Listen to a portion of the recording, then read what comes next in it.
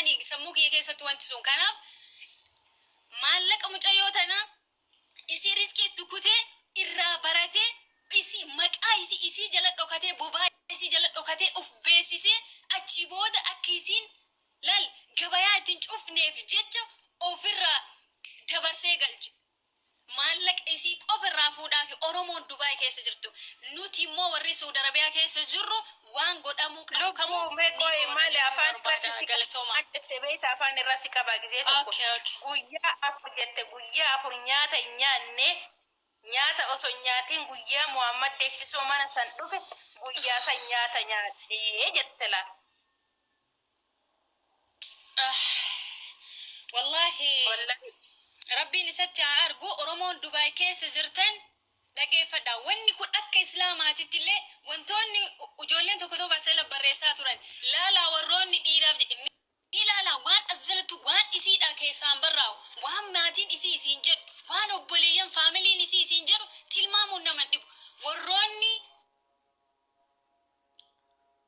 Waaqayyo gattanii mootummaa Waaqayyo gattanii dhiira laaltanii deemtan isirraa barumsa fudhadhaa jedhanii azzala barreessaa turan warroonni jibbiinsa amantaa kennaa qabu isiniin milkaa'u yoomillee nuti obboleettii teenna mush islaamummaa fudhatteetii miti gaafa isiin kiristaanummaa amantaa biroo keessa jirtu sanuu tokko waan Oromoo intala Oromoo taateef lama intalli sun intala jabduu waan taateef jaalalaa fi kabaja guddaa qabnaaf har'allee jechuu waan isiin barbaade hunda taanaaf jechuu waan isiin barbaade bakka isiin itti nu barbaade hundatti isii bira jirraa jechuu akka dubartii Oromootitti kun isiniif milkaa'u kana hattuu salaabii san dahoo godhattanii amantaa Islaamaa milkii dahoo godhattanii amantaa Islaamaa xiqqeessu abadan hin dandeettan galatoomii hani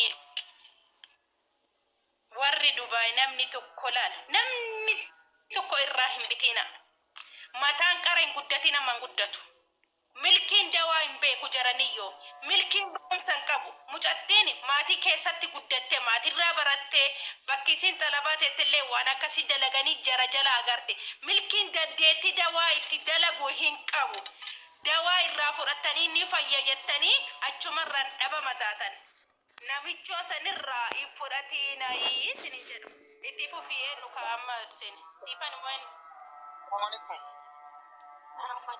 Waalaikum salam.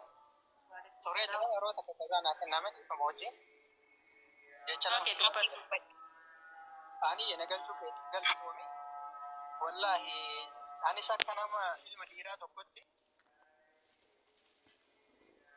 gochi hawwirratti dalagame hedduu tokkoon qabdi. Ani yeroo profaayilii isinirra keewwattan san kaleessa galgala viidiyoo kan isin hojjettan arge waa'ee rakkina biyya keessaa jechuudha. Sila waan san irraa kalema waan san dubbattee mana hidhaa galtee ka jedhu wallaahi hedduu tokko rifan.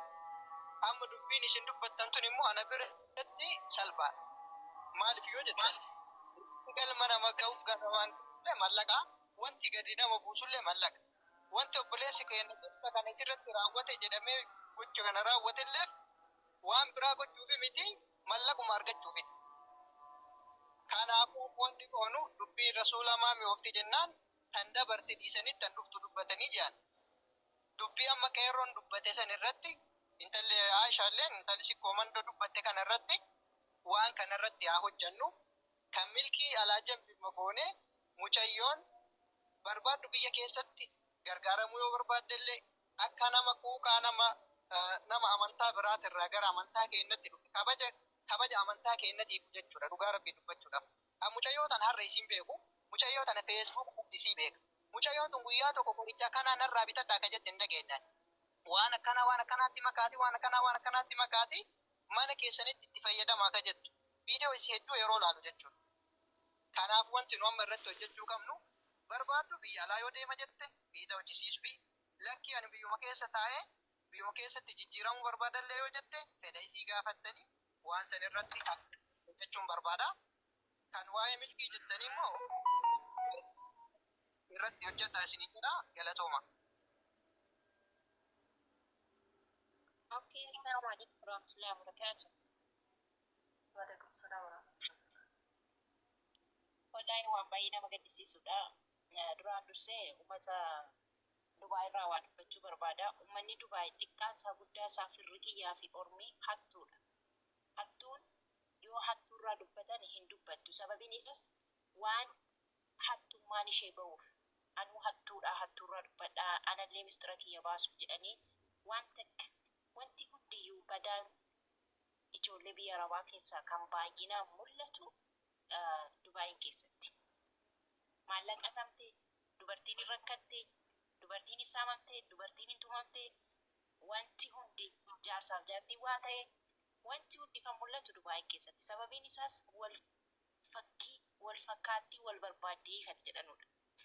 Kanaafuu maal gochuu qabna waan mucattii kanaa akkan amma obboleessi keenya jedhetti tokkoffaa inni guddaan maal gochuu qabdanii namicha sanarratti viidiyoo dalagaa duwitii goona. Akka nam tokko irraa hin bitanne riskiin nama tokkoof hin ta'u. Riskiin nama tokko tasuma nama tokkoof hin ta'u. Inni lammaffaan immoo warri dheengadda wajjin duchistanii akkasitti beeksisaa fi turtanii eebbisiisaa turtanii Rabbi bismillaahi irrahmaan irrahiim eebba haadhaaf abbaa keessanii abaarsa godhe isinitti haa deebisu. Intala dhalaa keessattuu gara musliimaa dhuftee isinitti xaggantee isin barsiistee akkas gootanii harki keessan isinitti haa deebi'u qaamni keessan isinitti haa deebi'u akkanuma isinii jedha. Itti aansu mucattiin kuni bakkuma Dubaayitti deebi'uu qabdi. Viizaan hojjetamee fi firii viizaan hojjetamee fi bakka sanatti deebitee ija milkii duratti hojjechuu qabdi. Tokko keessaa kan maallaqa gargaaru ana kanarratti dalagaa. Waa lama amaanaa isinitti ta'u tokko viidiyoo mucaa sanarratti dalagaa. Diwiitii goona bakka hunda nama hunda beeksisuu qabdi. Inni lammaffaa immoo mucattii eessaanis lixxee Itoophiyaa osoo hin taane bakkuma sanatti Dubaayuma sana keessatti hojjetachuu qabdi fuuldura isaa teessee jechuudha. Galatooma. Assalamu alaikum Muhammad dhugaa dubbachuu fi haanni duraan dursee mana kee nagachuuf galatoomi. Hawwii jechuudha anillee ji'a sadii moo ji'a afur dura beekaa ture yanuu dawaa irraa fudhadhe dhugaa mucattiin hedduu nama gaariidha. Milkiin mana ijaazaa keessa ciisuu malee maalitti beeka waa'ee qorichaa maaliif beeka wannummaan inni beekuu maal isaaf jaartiin isaallee saba gaafa mucattii sana beekamtii argatan dhugaa dubbachuuf jechuudha.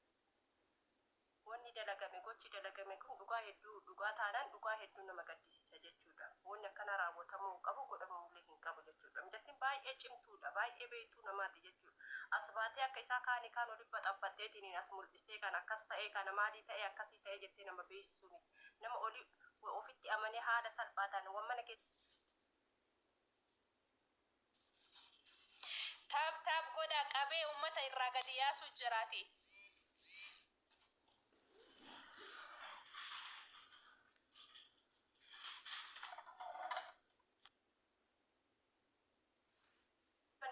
Beekamtii qabaattee as baatee eebbifamanii doktora kamiin eebbifame maaliin hambaa eebbifame dhugaa rabbii asitti akkas jettanii achi deebitanii moo waan biraa haasoftan dhugaa rabbii achi bira isa jala dhiyoo dhayxan waan biraa haasoftan waan akka biyya kana deebi'amuu danda'u taate gargaaramtee iddoo biyya kanas as deebi'uu qabdi jechuun morka isaatiif jechuudha.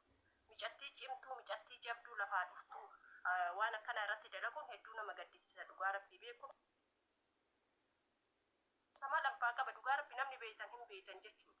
Mee maal beeka gurbaan kun hoggaamee qabiyya kana keessa jiraate wannummaan inni beeku maal inni beekamti misaat akka argine gaafa mucattii tan ani yeroo ittiin dhalata ijoolleen mana ijaazaa keessatti abbibaristee godhatu kubbaa afuufee fannisu bakka sargi yoo ta'ellee isa yaamanii kubbaa afuufee fannisu malee hojii inni beeku kan bichaadha. Anka beeku kubbaa fannisu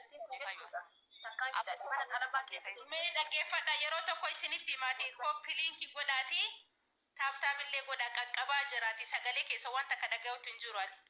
Mana xalabaa keessa teessee uffatuma qajeelaa osoo hin uffatin odoo akka gaariitti hin bashannanne achi keessa teessee waan garaagaraa warra jara bira dalaytu san jalaa dhoysite uummata keenyaaf as baastee waan tokko dhokattee nama dabarsaa ture jechuudha. Baay'ee walqifaa ture. Sila yeroo eebbaa sanillee hin jirtu maaluma taate qalbii kiyya keessatti hin dubbanne malee yaadaa ture jechuudha. Edda isaan akkana ukkaamsanii awwaalanii dhoysan jechuudha. Dhugaa rabbi. Wallahi bakka inni jirutti namni isarraa waa bitattaan maal akka isin hin jedhu bichaan beeku. Siifan dalaga argattee jettee siifanii tana waliin itti muddina inshaallah.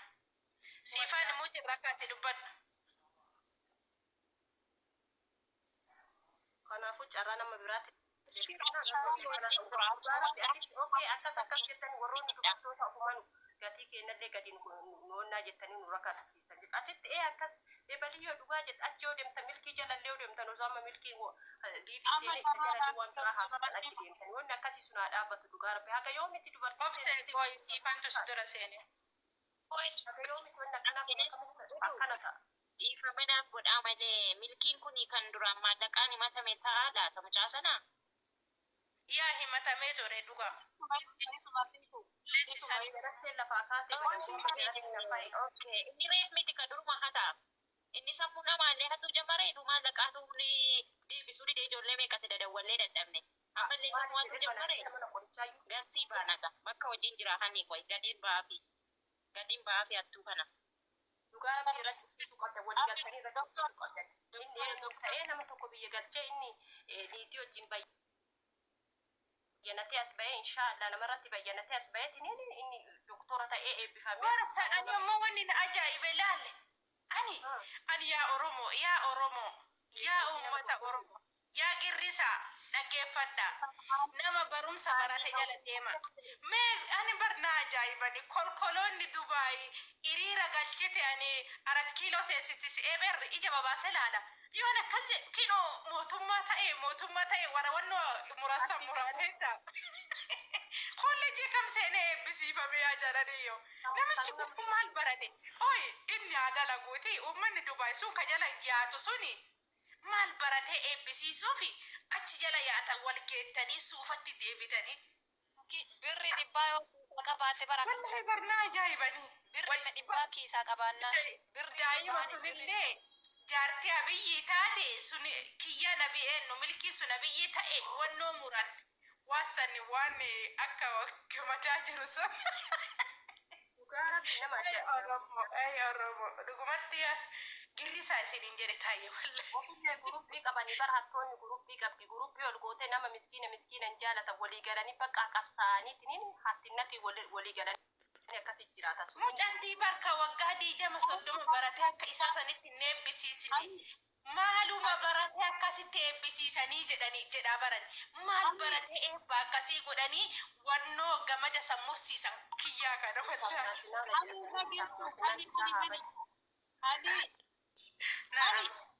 Innagaa. Carraan alaa damadami nawaa wetti. Darbattee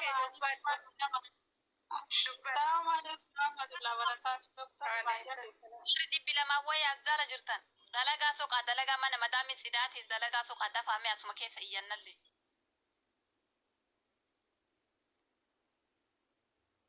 Aasha us dhageeffadhu. Usa. Milkiin jettanii.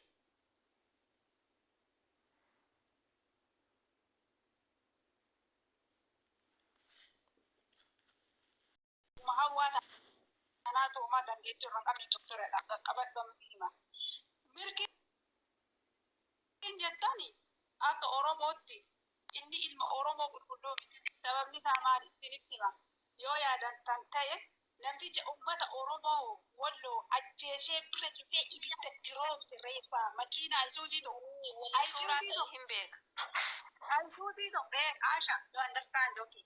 Ayisuuzii tokko ilmaan Oromoo keessaa ukutaa Oromoo 11 keessaa namni jabinaaf hayyummaaf jagnummaa amantis Oromummaa irratti waggaa 300 ol istoorii hojjechuu dandeettan irratti gubataa ture.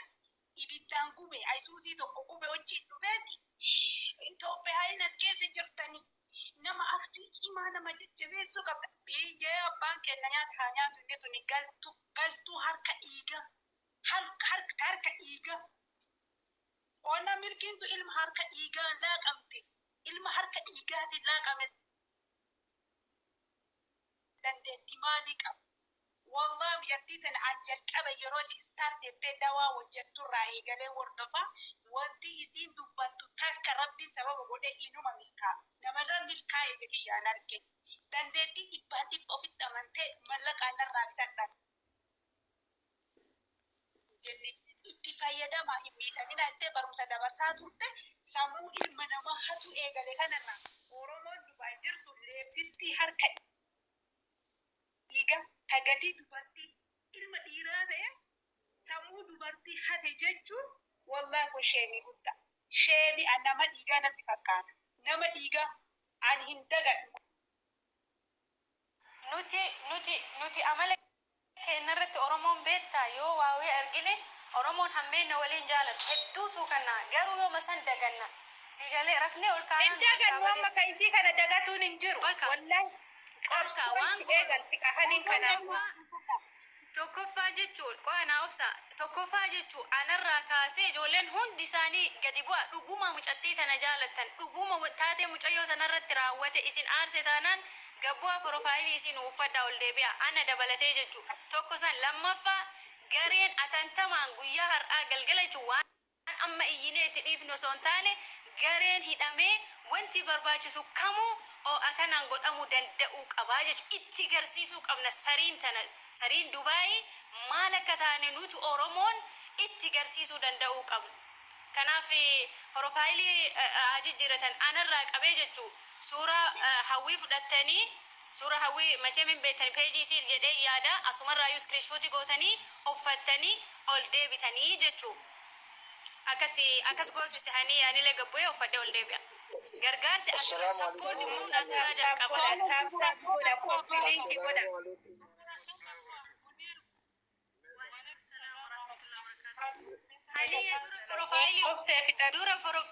dura profaayilii uffatanii haa dhufanii hani anatu siin jedhe achi booda ol deebi'anii waan fedhan haa kennatan yaada fedhan gabbuusii isaaniitu amma xiqqoo mando sagalee naalaadhu amma nama kabajama dhufe jalaa gabbuu yaada kiyya booda badde munir obboleessa kiyya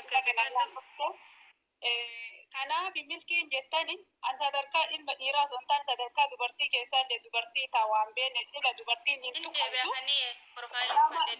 nama akka dhiigaatiin laaqame beekumsa maalii qabadhee dawaa irraa deebitadhas warra bitatu ajjaabii hattoonni ajjaabiin deengaddaa mucattii mana namaa sa'aatii 24 guutuu dhaabattee luka hadoottee hirriba gaarii dhabde itti hinqamtee itti dhiqqamtee obboleewwan kee kan miidhamullee anillee miidhaa isaanii baraaruu qaba waan rabbi na beeksee jettee dandeettii ofiitiin namoota meeqa irratti taayye humnaan sammuu isii akka waan sammuu bananii keessaa fudhataniif ilma Oromoo ta'e sanuu Oromoo jedha wallahi Oromoo dhaggeeffadhaa jiritti hima ijoollee Amaaraa yeroo baay'ee waliin hojjeta dandeettii inni qabu intalli durbaa ilaale ijoollee Amaaraatiin qalamtee as safar isaa jiraata kan keessatti isinitti hima Dubaay mana keessa intalli Amaaraatiin intalli Oromoo qalamtee intalli sikkoo mandoo qalamtee nama sagalee ta'uufi dhabamee naasir aanolee kanatti himanii dantaa kiyyaa miti jedhe bakka shiraa fi bakka sharrii tammaatanii suuraa ka'uu viidiyoo waraabuu malee takka namni kayrii hojjetu Dubaay keessa jiru sheen illee hin jirtu qeessillee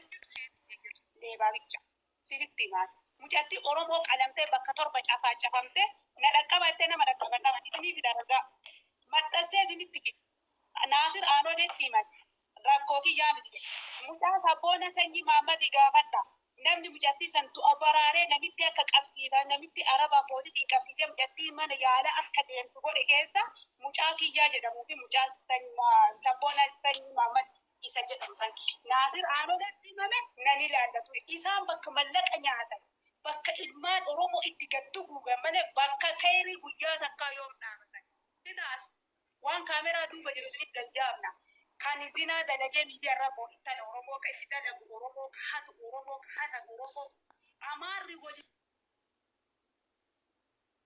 hojjannu guyyaa takka Amaara walii maxxu argitanii intala Amaaraa tawaan takkan mudatamtee miidiyaa kanarra baatu argitanii intala Oromoo Amaaraa sabeekumsa miidiyaarra ol baate mataa keessa kan qushanii irratti viidiyoo jedha argitanii sabaan guraagee argitanii ilmaan Oromoo keessattuu ilmaan musliimaa keessattuu ilmaan musliimaa hattoonni leeftonni abbaan fedhe nan bulchitu isaan hin bulchu fedhan dantaa isaanii seeraan jira kanaan waannaan awwaalannaan fudhannaan bocan garuu miskiina mana namaa dhaabatetu namaa beeka nama mana namaatti kaayyoo ofiitiin mataa qaqqabatee hojjete namaaf beeka sareedhaan dachaatee dhiiftee akka horii foonii qallamanii fi dhiiga dubartii deemte beeku maali beekumni isaanii beekumsi inni doktorummaan isaa maali I don't know understand ronna waraqaa qaba doktorummaa isaa ragaa qaba anamma gaafin gaafadha naa deebisuu danda'a qaba hin qabu miskiina jala deemi hirkattummaan maxxantummaan jedhamu obsini warra harka dhiigaa wallaa mucaan sun garama gabaabaa mucaan sun nama harka dhiigaati ilmaan oromoo wal irratti waraana labse isa akka kiyyatti dhageessu obsini maali jaanii namni baay'ee barreessaa jira namni hedduu jalaa seenaa jira maaltu maal ta'e jaa jiran ibsaa deemaaf ka michiyoo maal taate irra deebi'a.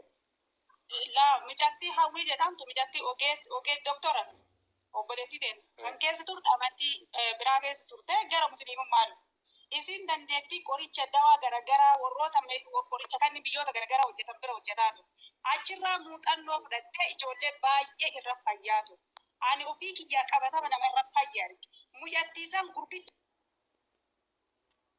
milkii jedhamu leeftichi salaafichi birrii namaa nyaatu mucaa ijoollee ummata oromoo wal ofii xaloochi suuraa ka'ee poostii godhe sannan godhaati jiru nama harka dhiigaa tanaaf garu isiniif obboleessa ta'uu danda'a anaaf nama dhiigaati isa wajjin poostii godheerra akka nama diina keessaallee diina fagootti eeggatan keessa inni diina oromoo keessa jiraattee akka buuqataati bayyanattee kaatu keessa akka ta'u intala durbaa mana isiin ogummaa irraa baratee miskiina isiin ilma oromooti haa fayyadaman jettee beekumsa irraa baratee isi affalee biyya galchee amma kunoo wanna giroozintinii banate faarmaasii doktor maali doktor hattummaa malee doktor beekumsa maal qaba sartifikeetii qaba ka eebba qoricha kennu kana akkami akka itti fayyadaman waan hin beekne irra maal beekee obboleettii oromoo sanuu musliima affalee biyya galchee ofii beekumsa argate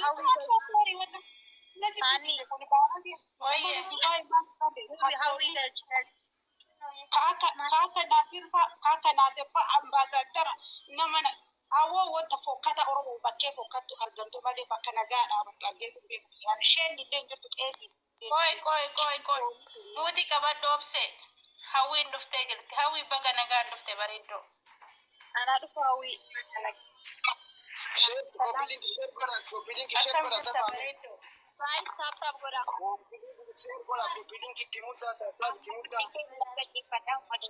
Dhibuutii qabannee mucattiin himatu warri beeku dhageenyillee haa dhaga'u waan kana irraa dubbannee dhiisuu osoo hin taane haa xumurru mucattii bakka yaada si haguunnuu fi oromootti haa himattu warri asirra jirtan hundi keessa nu gastii qabadhaa haani haadha manaarraa kaase. taap godha hundi keessaniyyuu kompiiliinki illee godha dafa wal jala kaasate.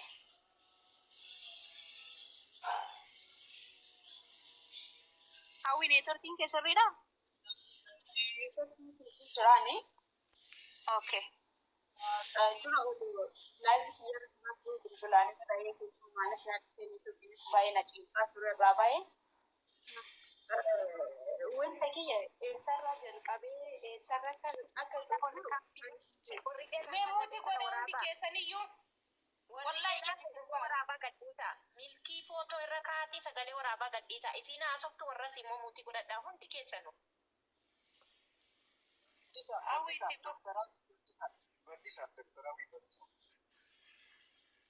Okay.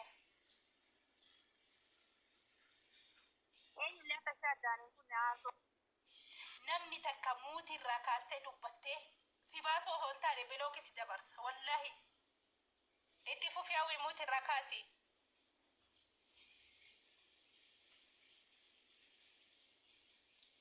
Hawwii muutii irraa kaafadhu.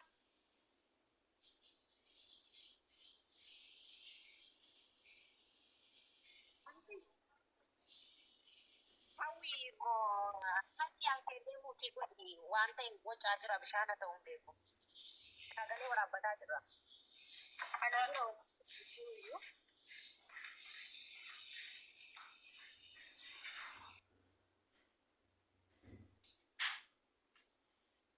amma sagaleen kiyya nagamaami Dhagaamatti fufe wiyya. maattetanii dura hunda keessaniyyuu salaamu alaikum. Waalaikum salaam. Ani waa'ee kiyya hin dubbadhalle jechuu hin barbaanne dubbatullee hin barbaadu ture cal'isuma barbaada ture wanta hundinuu yeroodhaaf dhufuun baay'ata malee yookaan tarkaanfachuu hin jira kana hin gubadhe mala ani kufe jedhe jedheellee daqiiqaa takkaaf yaadellee hin beeku. Yeroo maatiinis hawaasni namoonni baay'ee aangaluu kiyya biyya dhaganii hin jedhan hawwi maal taatee biyya galtee akkamiin si qabsiisee isaatu akkana godhee minaan jedhani guyyaa takka milkiin na qabsiise jedhe kun rabbii kiyya jala gataa haadhaaf abbaa kiyya obboleeyya kiyya hundaayyuu dhoosseeti dhoosuu san hin beeku inni na qabsiisaa na dhallee sababni kun waan hedduu keessa duuba deebee ganaa isinitti himuu hin danda'a.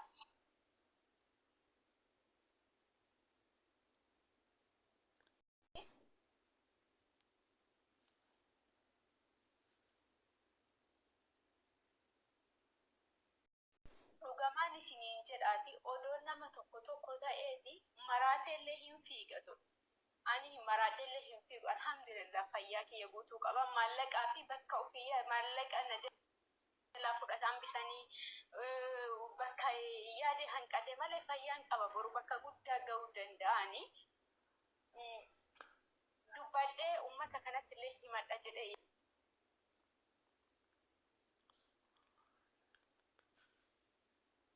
yaadee hin beeku. Namoota ammasoo baay'ee qabaa wantoota dhokfadhu hedduu qabaani. Namoonni tokko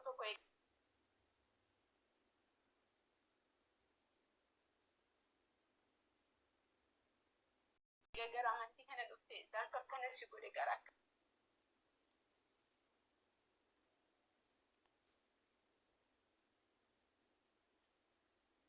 kanan qabdu naan jedhan wanta hedduutu jira beeytanii garuu amma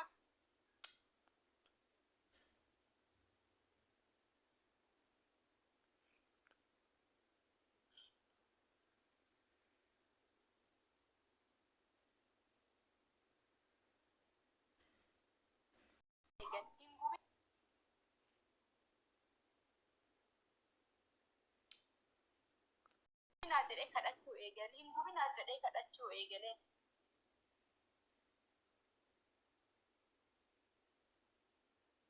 Egaa viidiyoo kiyya gubbaa gaggubuu eegalanii baqqaachoo maalidha? Maaltu barbaada manarraa dhugaa ani cadhise gaafa namni baay'ee himadhu naan jedhu yoo rakkadheellee jedhe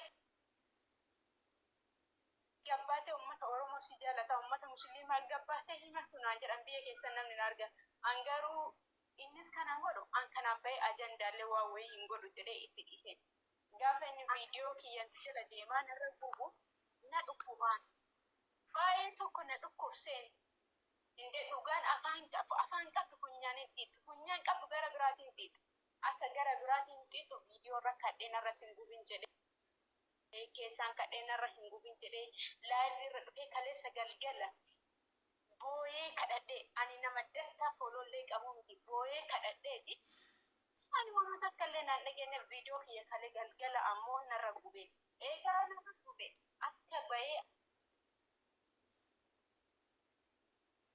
ajandaa godhee dubbadhu na taasise miidhamuu kiyya ammoo tu'u eenyuyyuu miti miidiyaa irra dubbachuu hin barbaadu. Tokko dandeettis yoo ta'e rabbitu namaa kenna carraallee ana bakka isa rabbiin na qabsiise osoo walirraallee teennee seeraan barannee seeraan hojjatee kun hawwii kun akkana hojjetama kun akkana fayyadama jedhanii seeraan na gaafataniillee banatanii homaa miti dandeenyu nan galchuu beektanii googila irraa hojjetanaan jedhan dhimmallee hin qabu awwaan akkasirra garuu anarratti guddaan narra ta'ame hundi hanqatee akkamiin viidiyoo kiyya narra gubama ka jedhutu hedduu tokko na dhukkubsee beektanii ana kaan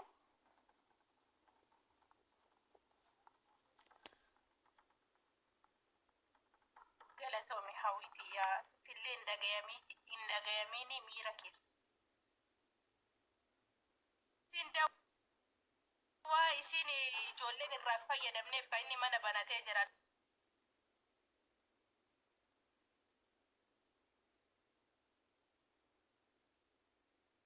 Doktorri kijiba. Kan akka dawaan isaa suni dhageessan miti ijoollee Dubaay. Akka dawaan isaa durallee waggaa 2 waggaa 3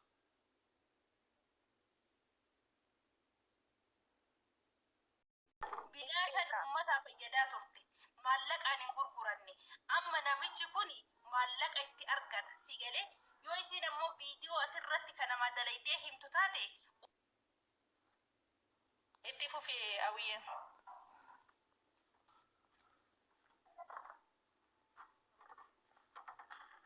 Hawwi nuti si waliin jirra wanni si aarsu tokko hin jiru wallahi bakka barbaadde fiiza si dalaynee suudii dhuftee dalagatuu dandeetta yoo barbaadde biyya san keessa yoo teesse dalagatuu dandeetta. Abshir si waliin jirra bareeddotee. Kanaaf jechuun hawwamu hundaa olii bakka karaa hundaan dhabamee shirri hedduu ammoo sunnarra dhadhameera shirrummaan viidiyoo makiyyee jala nama oofu kana hedduu tokko na dhukkubsa yaa irraallee yoo midhame inni ilma oromooti ilmaan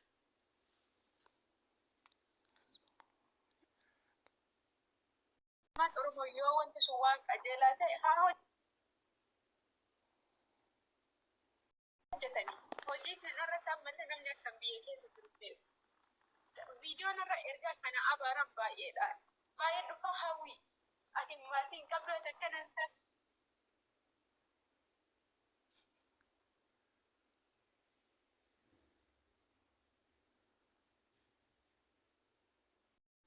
Akkana nu goota akkana nu goota. Qorichi kee akkana nu gaggabsa akkana jedha. Abaartatti argata. Taarullee ana wama hundaayyuu ka itti godhataaru. Anaa ka itti fayyadamu garuu abbaa biraa ta'anii waan dubbadhu hin qabu miidhama jiru oof.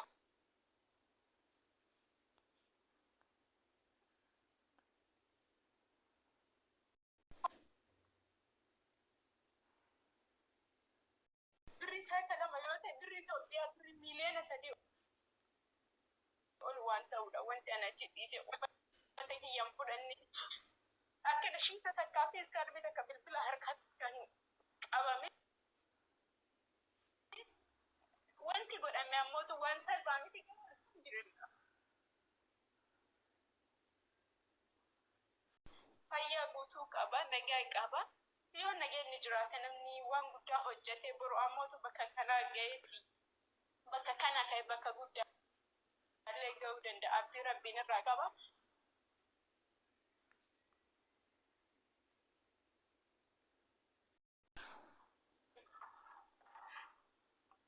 Taap godha akka hin qabne yaa Oromoo dhagaya waan isin jecha isin jette keessatti waan tokko isinitti